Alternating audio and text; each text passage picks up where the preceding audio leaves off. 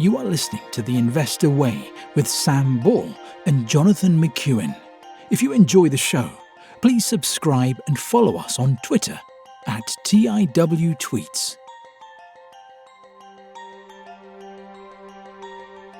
Hello and welcome to The Investor Way with myself, John McEwen, and my co-host Sam Ball. This week on The Investor Way, we have Persimmon, ITV, Taylor Wimpey, Hargreaves Lansdown, Entain and Duolingo. Sam, shall I kick off with Persimmon? Yes.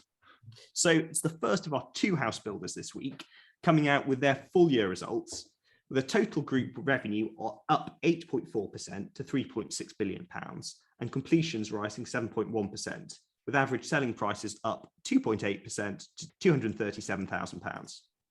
This led underlying profit to grow by 12.7% to £973 million. And if we look at the results in a little bit more detail, Persimmon saw the average private sales rate per site increase by 9% and 22% on pre-pandemic levels, with a strong mortgage market and low interest rates. And for the year, the group delivered a total of 14,551 new homes, 12,018 to private owner occupiers, and the remaining 2,533 to housing associations. Rising input costs were offset by a combination of efficiencies and price increases, with underlying operating margins coming in at 28%, up from 27.6% last year. Persimmon also added a further 20,750 plots to the land portfolio over the course of the last year, taking the total to 88,043 from 84,174, with a value of the land assets worth £1.8 billion, which was £100 million ahead of last year. Forward sales were down slightly to £2.2 billion from £2.3 billion last year. The group also commented that they had £75 million set aside to help pay for the cladding removal, with 33 of their properties requiring work. Net cash stood at £1.2 billion, with money owed to land creditors up £78.3 million to £407.6 million, with the increased buying over the course of the last year. Persimmon is expecting volume growth of between 4% and 7% for 2022, with margins static despite cost inflation. An annual dividend of £1.25 per share, in addition to a £1.10p payment of surplus capital, is due to shareholders. In terms of valuation, Persimmon has a market cap of just over £7 billion and has a price to book of 2.1. And that's broadly in line with its 10-year average. The prospective dividend yield is 10.5%. As with the previous house builders we've reported on, I think they're very good results from Persimmon. Persimmon is more discounted now over the past couple of weeks, despite these strong results, with the wider market sell-off, with the geopolitical uncertainty in Ukraine. But I think the fundamentals for it are still very strong. I suppose some of the market worries might be if inflation gets out of control and the Bank of England was forced to raise interest rates significantly, that could dampen and cause the cyclical side of Persimmon to come through. But I'm not sure how likely or how able the Bank of England would be to do that without crippling the wider economy. I like Persimmon, and similarly to Taylor Wimpey that we'll come on to, I think the house building sector is still very attractive. Sam, what are your thoughts on these results? What's their PE ratio? So the price to earnings ratio for Persimmon is about 8.8. That's all right. They are very good results. I think up on the pre-pandemic figures by that much is very good. Not really any signs of inflation hitting the results yet. My concern is the operating margin is so high. So the operating margin is now up to 28%. And at what point does that get so high with house prices where they are that they start to become more of a target? I know we've already got the extra tax that's come in for them, but I mean, 28% is a very, very good margin. So you think there might be more political pressure coming, or if they're I just think margins? Yeah, I think the only way they should be looking to grow the business really should be to sell more houses. And I think if they increase the margins too much, they're just going to make themselves a target. Because when you've got a housing crisis, and I appreciate it's only creeping up a little bit, but if it creeps up a little bit every year, before you know it, they're over 30% operating margins. At what point do you say, well, actually, I appreciate that's the operating margin, so the net margin will actually be lower, but it just seems they are very, very good margins. And it's impressive that they've been able to do that. But in such a political sector, is it actually that much of a good thing? But it is cheap. I wouldn't worry too much about inflation, in the sense that I think that any cost increases they have, they'll be able to just pass on. I do agree with what you said, though, that if the Bank of England starts having to raise interest rates, that could be a problem. But even still, I think we've still got such a supply problem in housing. I don't know. I think it's probably, if you look at the top of previous cycles for housing stocks, this is probably quite a good top of the cycle to be at compared to some of the others. That makes sense. And I think they're in a healthier state, most of the house builders this time, assuming we are at the top, compared with previous, 2007. Yeah, I like it. I think it's a very reasonable valuation and very, very nice dividend yield. Yeah. Would you buy shares in a house builder at the moment? I wouldn't. I probably wouldn't be interested in it just because of the opportunity cost, but I wouldn't. Fine. I probably wouldn't not buy them. If I was looking to buy them, I don't think I would not buy them at the minute. I think with the dividend yield being that high, I think it's quite a comfortable dividend as well. Yeah, I probably think the next couple of years. I think it's at least 2 times covered. But I mean, outside of tobacco, where can you get a dividend yield that's that well covered in the UK? Yeah, that's a good question. I genuinely can't think of one. Okay, fine. So it's a dividend hero. Dividend hero. Okay, right. Fine.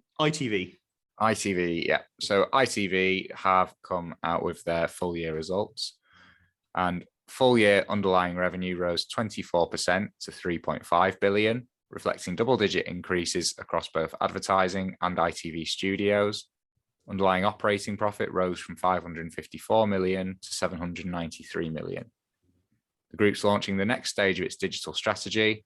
It plans to double digital revenues to 750 million by 2026, helped by the recent launch of ITVX. ITVX is based on a subscription model, offering premium ad-free versions. ITV will premiere much of its new content on this site. It will also offer third-party content. Total group content spending for the new year is expected to be higher than planned. ITV announced a final dividend of 3.3p, in line with previous guidance, and looking forward, they intend to pay a full year ordinary dividend of at least 5p, and the share price is currently 83p. The shares fell 15.1% following the announcement. We break them down a bit further. Advertising revenue in the core media and entertainment division rose a record 24% to 2 billion, which led to a 21% increase in overall revenue to 2.3 billion. Video on demand ad revenue rose 41%. Digital revenue, which includes revenue from available on demand, digital sponsorship and subscription services, was up 40% to 347 million. Streaming viewing hours were up 22%, with monthly active users up 19% to 9.6 million. ITV's family share of viewing, which includes traditional TV, was broadly flat and was boosted by the likes of the Euros and Love Island. Content costs rose 18% to 1.2 billion, reflecting the lower spending when productions were delayed during the pandemic. Operating profits rose to 598 million from 421 million. For the new financial year, total content costs will be about 1.23 billion, which is higher than the guidance of 1.16. Total advertising revenue is expected to be up around 16% in the first quarter. For ITV Studios, the revenue rose 28% to 1.8 billion, but on an organic basis and ignoring the effect of exchange rates, this was up 31%. Underlying profit rose 41% to 215 million. Strength in the US and other markets means 57% of revenue is generated outside the UK.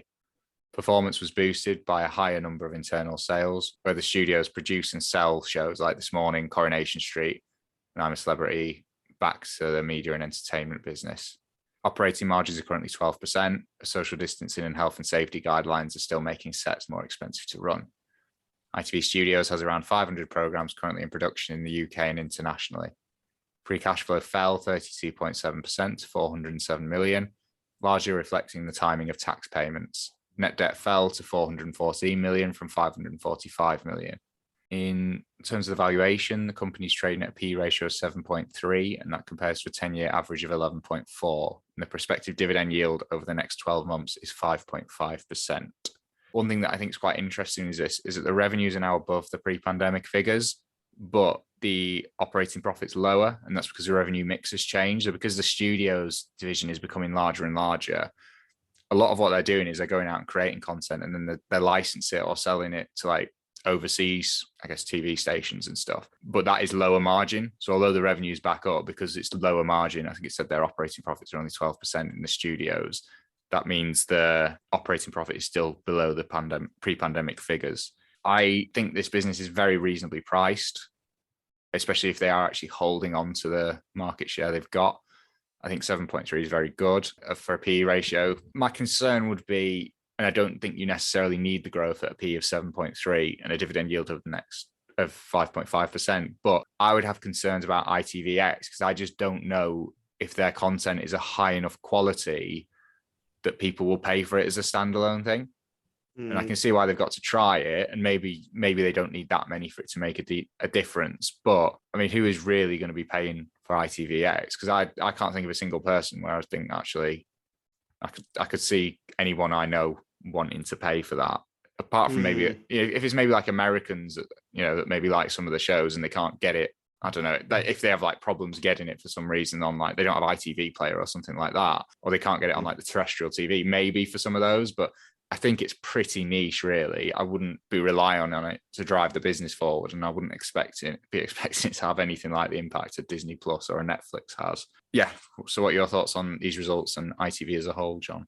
Well, I mean, it certainly seems like it has a very fair valuation. And I suppose on the surface, some of the results, 24% revenue growth and 41% on the video on demand, with streaming up.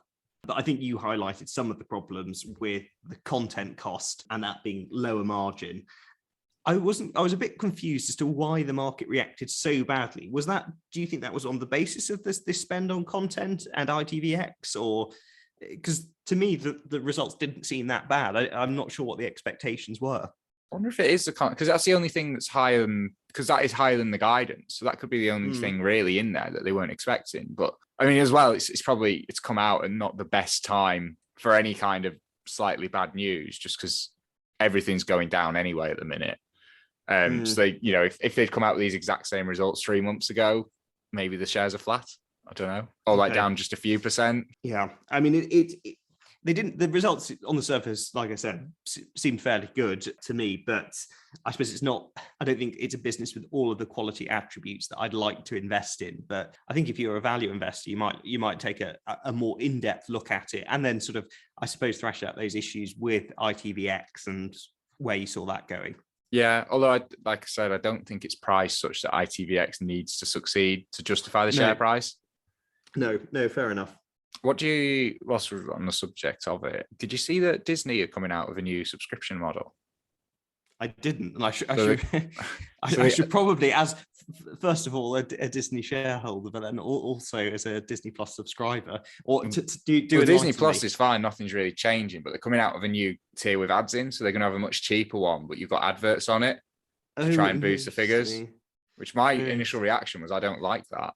I think. Yeah.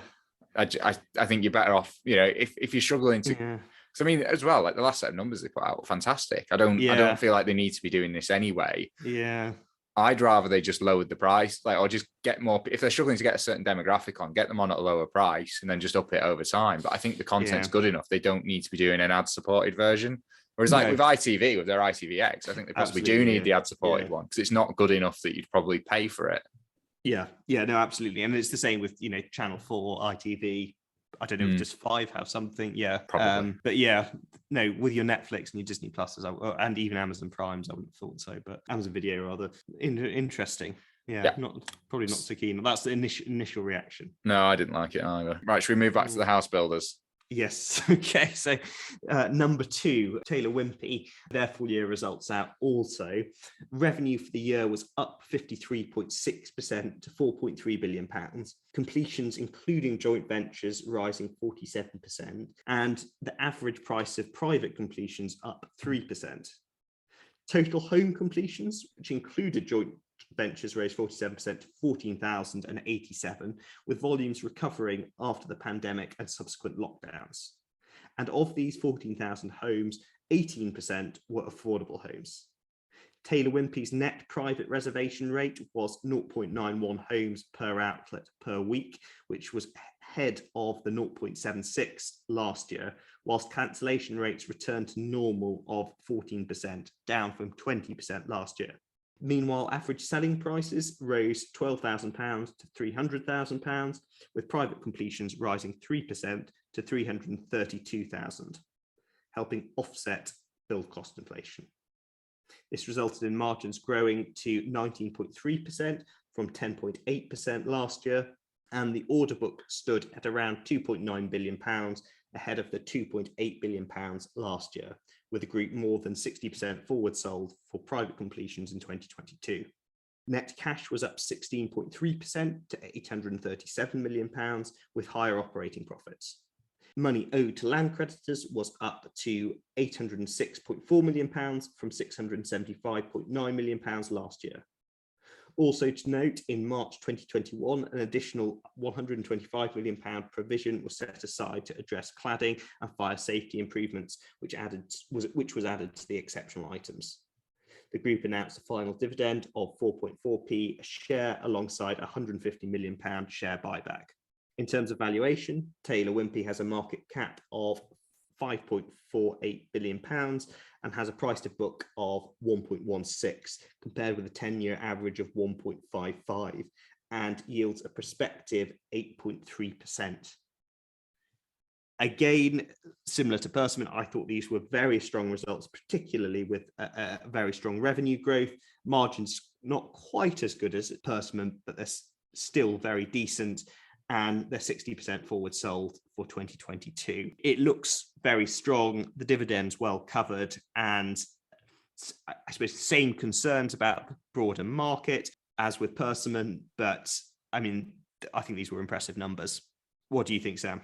Very impressed. I don't understand why the revenue growth was so much higher than Persimmon.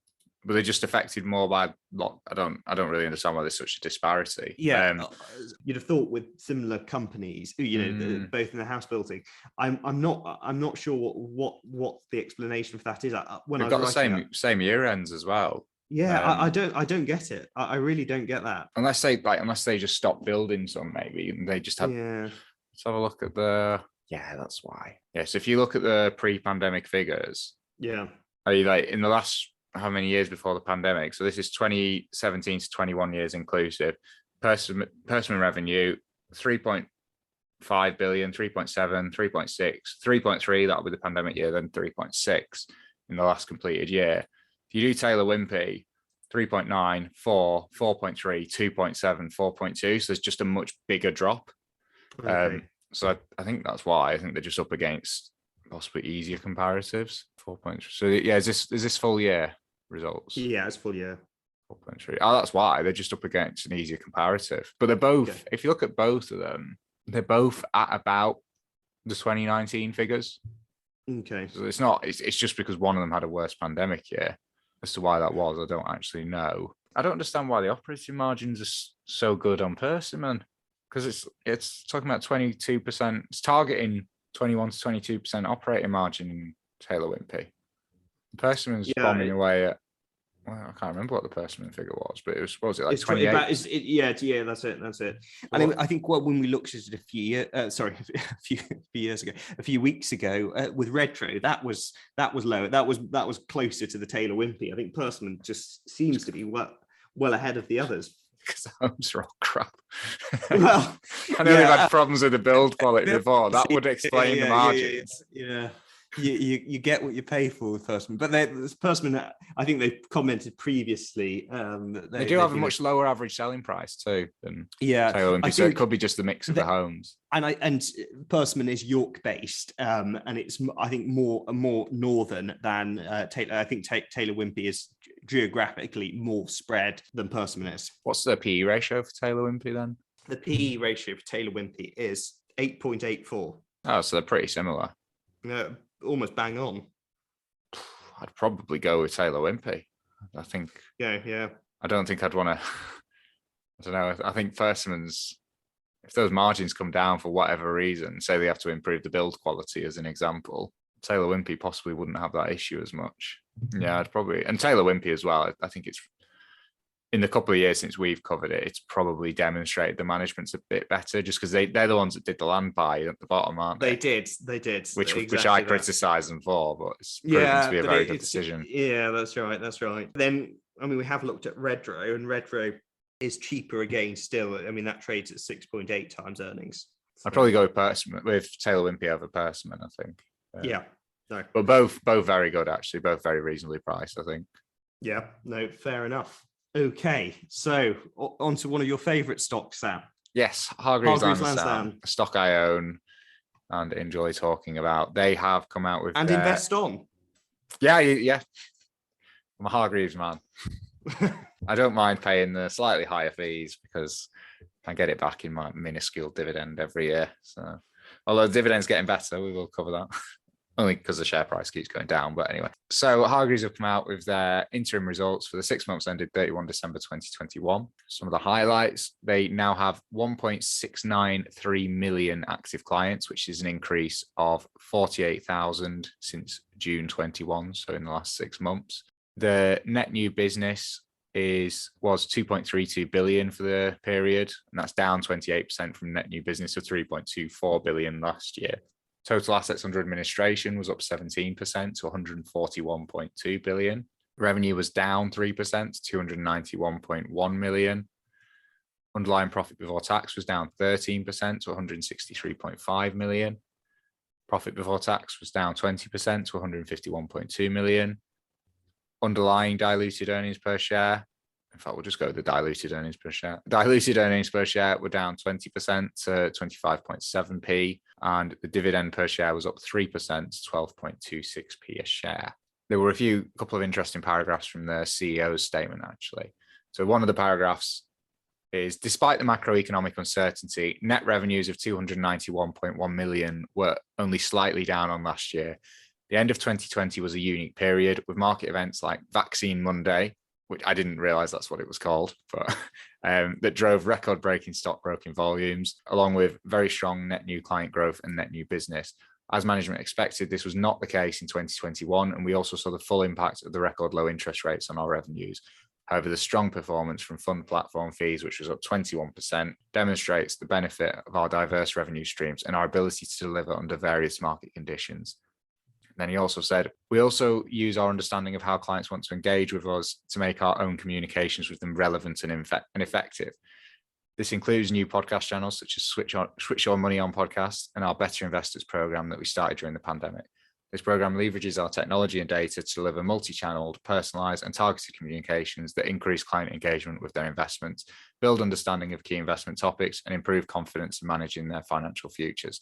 The impact of this work is clear, with 30% of clients showing an improved risk score and 40% showing an increased diversification score in their portfolios. After the campaign, our clients know that we are their trusted partner with the tools and insight to support them on their journey from starting out the portfolios to building their wealth and financial resilience through their lifetime. I just want to talk about this paragraph just because it's a bit of it's slightly anecdotal, but there's a few of us at work that use Hargreaves Lansdown. One of the guys at work, I think if he wasn't investing, he would probably be gambling, because that is basically how he does it. A lot of the SPACs and the very, very highest growth. I mean, when you get uncomfortable paying a PE above 30, I don't think he bought much last year that had a price to sales under 30. It was like the most expensive. It was all the hype stocks. It was the most expensive of the most expensive. And then we were in the office a few weeks ago, and he was like, "Oh, did you get a message from Hargreaves Lansdown saying that your portfolio is like very, very high risk and you might want to take a look at it?" I was like, "No, what do you mean?" Like, it made sense. So he must have got one of these where they're like actually like tailoring it to what's in the portfolio. So they've had a look and realized. And I was saying, but I mean, it came a bit late actually because he was down like 60% in a year. So I was like, it would have been nice if they told him that a year ago, but just quite interesting anyway. Oh, they've given some guidance on the operating margins, and they've said we expect underlying operating margins to improve from the low 50s in the 2023 financial year to 55% plus by the 2026 financial year on a sustainable basis. On a statutory basis, we expect statutory operating margin to improve from the mid-40s in 2023 financial year, rising to approximately 55% by the 2026 financial year. We will operate with positive jaws, i.e. revenue growth exceeding cost growth, on a run rate basis as we exit 2023 onwards. And they gave a breakdown of the revenue from the different sectors. Revenue on funds increased by 21% to 133.2 million, and they've said that was driven by the increase in the average assets under administration. Revenue on shares decreased by 10% to 101.8 million. Volumes fell by 18%, whereas the average shares assets under administration has grown by 37%, thanks to net inflows and a recovery on the markets. The drop in deal volumes and revenues year on year primarily relates to the significant boost seen in November and December of H1 on the back of Pfizer announcing the success of their vaccine trials. We remain the market leader in terms of UK stockbroking volumes with a 40.1% share. Revenue on cash decreased by 66% to 11.3 million as the net interest margin fell. Net interest margin has been impacted by the emergency base rates cuts to an all-time low of 0.1%. The majority of the client's SIP money placed on rolling 13-month term deposits and non-SIP money on terms of up to 95 days. The full impact of the rate fall took over a year to flow through, and the peak of its impact in this period has been in this period as expected. As we progress through the first half of our year, expectations of interest rate rises gain momentum until on 16 December, we saw the base rate increase to 0.25% and a further increase to 0.5% on 3rd of February. This is beneficial to our revenues, but in part, it depends on whether the banks we place deposits with pass on the rate increase, plus the fact that it takes 13 months to fully see the upside of such rate increases. HL funds consist of 10 multi-manager funds, on which the management fee ranges from 60 basis points to 75 basis points a year, and 3 select equity funds, on which the management fee is 60 basis points. Although the average funds under management were up 14% versus last year, the revenue from HL funds only increased by 7% to 31.4 million. As previously announced, price cuts took effect on 28 June 2021. This is really interesting, I think, because the shares took a hammering. It's a few weeks since these results actually came out, but the shares took a hammering when they came out. Part of the reason was the revenue had dropped, even though they'd announced it would because of the trading. I think when you jump into it in a bit more detail, I know the revenue fell 10% for the shares revenue, but the volumes fell 18%, whereas the actual shares assets under administration grew 37%. So I'm not entirely sure why the stock reacted the way it did. Firstly, because they'd already announced there was going to be a decline. And secondly, I think the fact that assets under administration are growing, the market share so high, I think these are all very positive things. There are going to be some circumstances where people trade more and some where they trade less. And the fact that it's dropped to a point where it's the cheapest it's been in over 5 years, it's a bit strange, I think, because I would have really thought it would be like more of a one-time. Well, I don't know why shareholders were expecting this one-off thing to happen every year, and it's now worth less than it was before this one-off thing happened. But anyway, and the other thing is they have a 92.7% client retention rate. In terms of the valuation, they are trading at a PE ratio of 18.5. They have a return on capital employed of 27.5%, and the dividend yield, because the share price has fallen so much, is now 3.69%. In terms of the actual figures for the last 5 years, revenue for the 2017 to 21 year inclusive has risen from 385 million to 631 million. Client numbers more than doubled in that time to almost 1.7 million. And the operating profit has increased from 261 million to 365 million. I think this is a very strong business, and I think it's a business that keeps getting better, although the share price keeps getting worse, I do have to say. I think at a PE of 18.5 with a dividend yield approaching 4%, I mean, that's Unilever territory of dividend. That is. It's getting there. I just, for a business that strong with that stronger market share, I think it's very, very cheap, and I like it a lot, and I'm very happy with these results. John, what are your unbiased thoughts on these results on Hargreaves as a business? I certainly didn't think they were terrible results. I mean, assets under management were up 14%, although the operating profit was down at similar amounts, and it does have very high margins. I suppose I would worry that it's a very competitive market, and I can't see the margins getting better. Imagine, if anything, they're going to be driven down with all of that competition, and whether it's going to retain a 40% market share. I appreciate it does have high customer retention, but it is expensive, and that's the main reason I don't use it. And then I guess if you're an investor as well, suspending the special dividends to invest more and go into the wealth management side of things, I just don't know. I don't know whether it's experienced that huge growth as an online platform, and now it's sort of, I don't know, not declining but becoming less of the growth business that it once was. So what do you think of the valuation then at 18 times earnings? I don't think it's unreasonable, and I think you've certainly made the bull case for it. I probably would be a bit more bearish and wouldn't pay 18 times earnings for it. But yeah, I appreciate your arguments for it, but it wouldn't be one for me. I think it's an interesting one because I think if you look at, so in 5 years, the stock's down 21%, 3 years, it's down 40%, and in 1 year, it's down 30%. It's a much better business than it was 5 years ago. You could maybe argue it was too expensive 5 years ago, but we've seen some serious multiple compression with this business in the last few years. The fact that the dividend yield's now as high as it is, and I view it quite similar to Money Supermarket. It's a business that just churns out cash. I would be quite optimistic for the future of the business. I think they are expensive, but they are also the best. That is the reason for it. And if you look at the competition with like free trade and so, it's a completely different demographic of people that are using the free trade ones. And if you look at the average value per client and the size of the portfolio, Hargreaves is much bigger.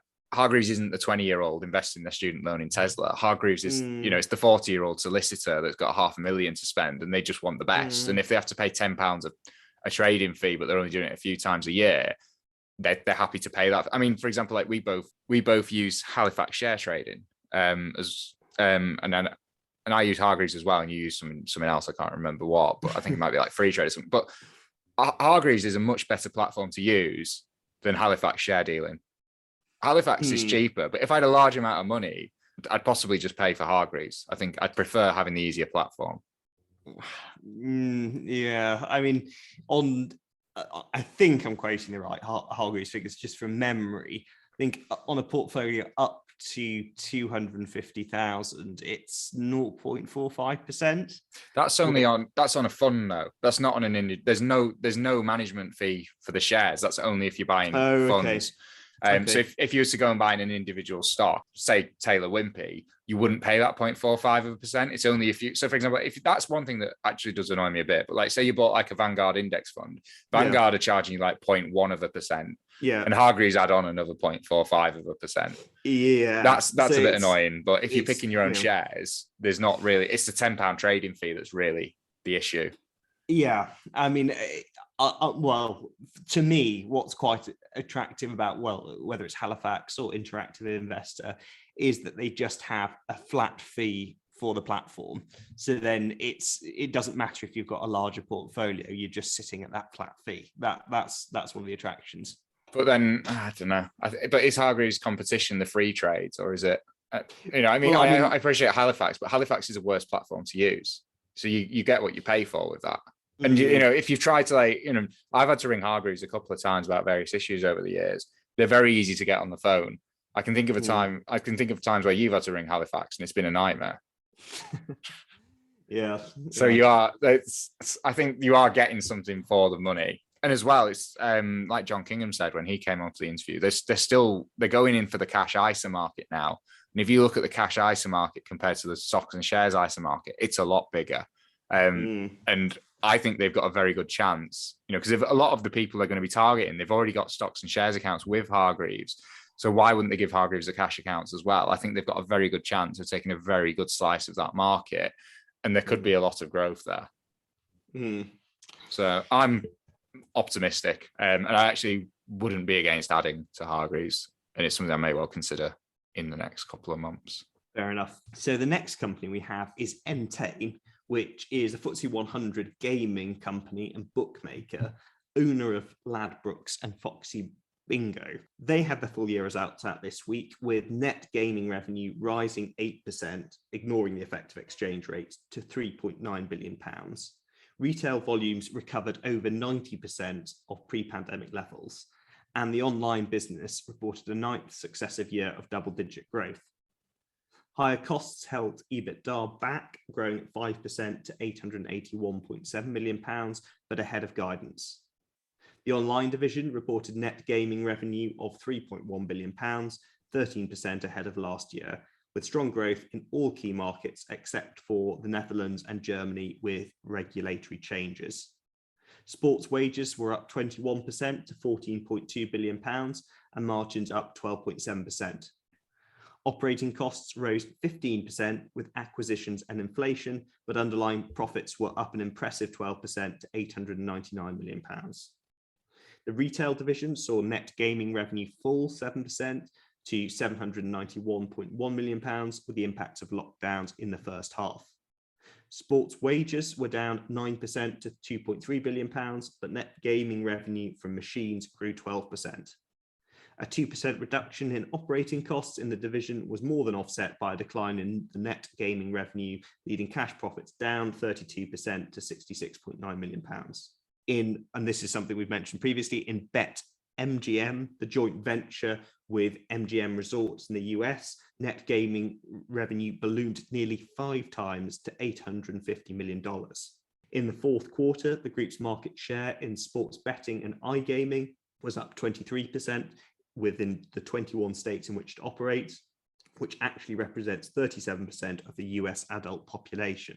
The group is expecting that this joint venture will deliver over $1.3 billion in revenue in 2022 and reach positive cash profits by 2023. Losses with BetMGM totaled £161.9 million, which was in line with the group's expectations. Entain had a free cash outflow of £137.7 million compared with an inflow of £451.2 million last year, largely down to the investment in BetMGM and acquisitions which included NLabs and Bet.pt. Net debt came in at £2.1 billion or 2.4 times cash profits, which was up from £1.8 billion last year. In terms of valuation, Entain has a market cap of just under £10.2 billion and trades at just under 19 times earnings, compared with a 10-year average of 12.2, and it has a prospective dividend yield of 2.3%. I mean, I thought these were very, very strong results, and I think particularly exciting if you're an Entain shareholder would be the American joint venture with MGM and just how big the MGM venture and the online gaming in the US could get. Whether you like it or not, the UK is a big betting country with a lot of the big gaming companies listed on the FTSE 100. So there is a huge potential for growth, which I think probably is reflected in that pretty top evaluation of nearly 19 times earnings. And also the other thing I sort of thought was the debt it's getting quite high, but it looks like is able to afford that at the moment. It wouldn't be a company I would invest in more for the ethical reasons rather than anything else, but I can see some of the excitement that's associated with it. Sam, what are your thoughts on Entain? Similar to you, actually. I think really whether or not you want to pay 19 times earnings for it comes down to how big you think the US side of the business can grow to. I don't know if I would be. I was going to say I wouldn't be comfortable making that bet, but I don't know. At the same time, I think it could be a very, very large market. And if they're already in, what did it say? 21 markets, 37% of the population with a 23% market share. That's pretty good. And I think, as it gets bigger and bigger in the US, once people are entrenched to one platform, they are just probably going to stay there, really. So if they, I know it's losing money, but if you spend all the money on the marketing now, I think it is well worth doing down the line. So I can see the appeal of it, but like you, I wouldn't invest for ethical reasons. I think I'd rather invest in tobacco, to be honest. Genuinely. And also on that front, I think there is going to be a regulatory review in the UK in the next few weeks. So that's something to watch. But for me, Entain it does all hinge on that US venture. Same. Yeah, well, if that doesn't go the way you're hoping, you don't want to pay 19 times earnings for a business like this. Yeah, exactly. And you look at the 10-year average, you think you might be, there'd be a re-rating that was due if that fails. Yeah. Okay. Right, should we move on to the US company? Yes, go for it, Sam. Duolingo. Duolingo, for anyone who doesn't know, it's probably the most popular app for learning a language in the world. If you don't know what it is, I'd be amazed if you don't know a person that's using it, even if you're not aware you do. But I know quite a few people that are using it for Italian, Spanish, and Mandarin, I think. So they went public, I think it was only like summer of 2021. They've not been public very long. And they've come out with their Q4 and full year results for 2021. I'll start with Louis von Ahn, who's co-founder and CEO. His comments included, in the fourth quarter, our user growth accelerated and we added more net subscribers than ever before, capping off a year in which our revenue grew by 55%.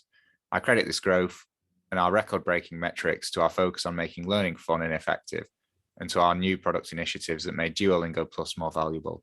Looking ahead to 2022, we have exciting plans to make our products even more engaging and valuable for our learners, and we also have plans to continue broadening our offerings beyond languages. I look forward to building upon the progress we've made as we strive towards our mission to make the world's best education universally available.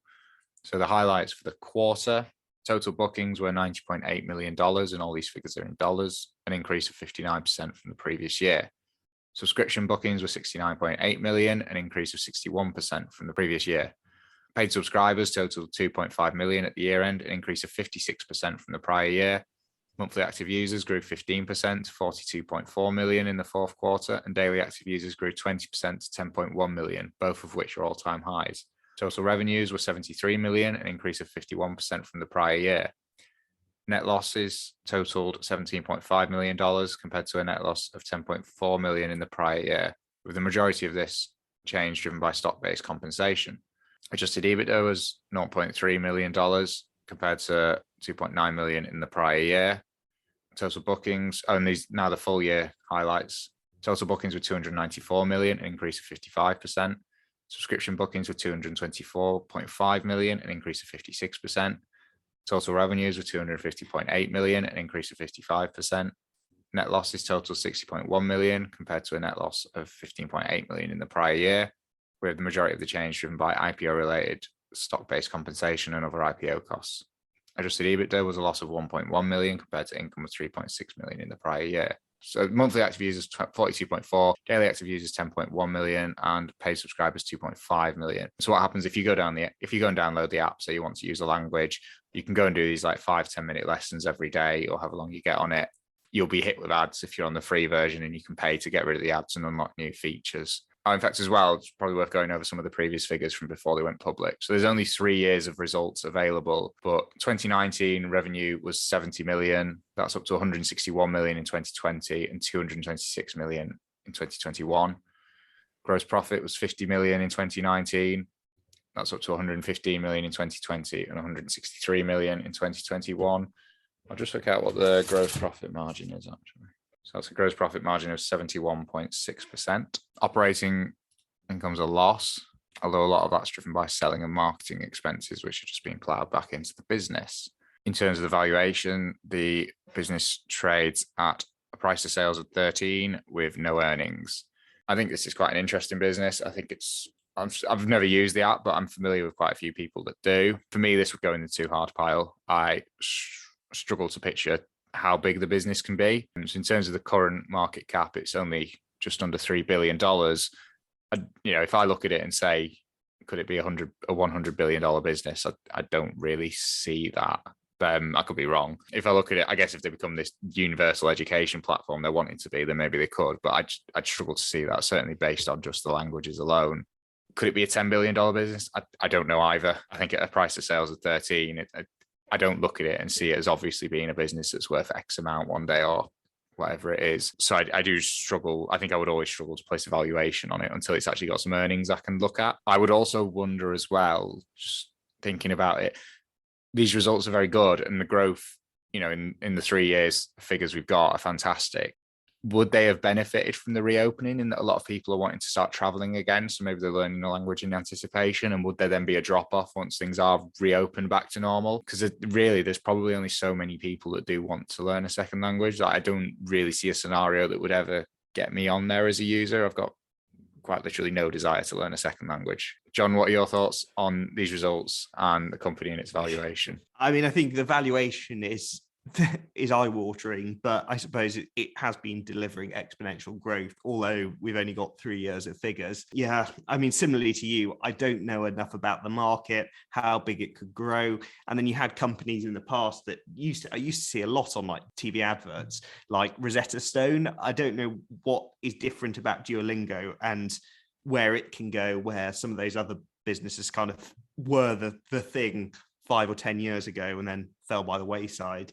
So yeah, not knowing enough about it and it being, well, more than 10 times sales, 13 or whatever it is, it probably wouldn't lead me to having another look, but it could well be wrong. And if it continues with those numbers, then, you see it growing into what could be a fantastic business in the long run. Yeah, I don't know very much. There's not really much that makes me want to look any further either. It's just so hard to get a hold of it really and understand. I think it's a very difficult business to understand just because there's no direct comparison.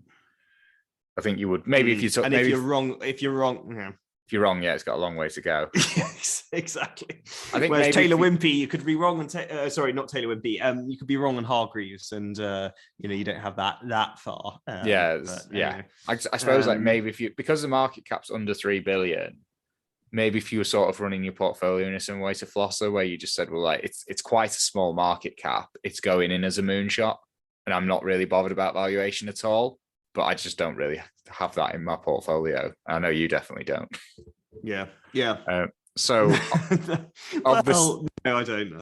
Of the 6 businesses, then Persimmon, ITV, Taylor Wimpey, Hargreaves Lansdown, Entain, and Duolingo. If you had to buy one, which one would it be? Fairly easy one. I'd go with Taylor Wimpey.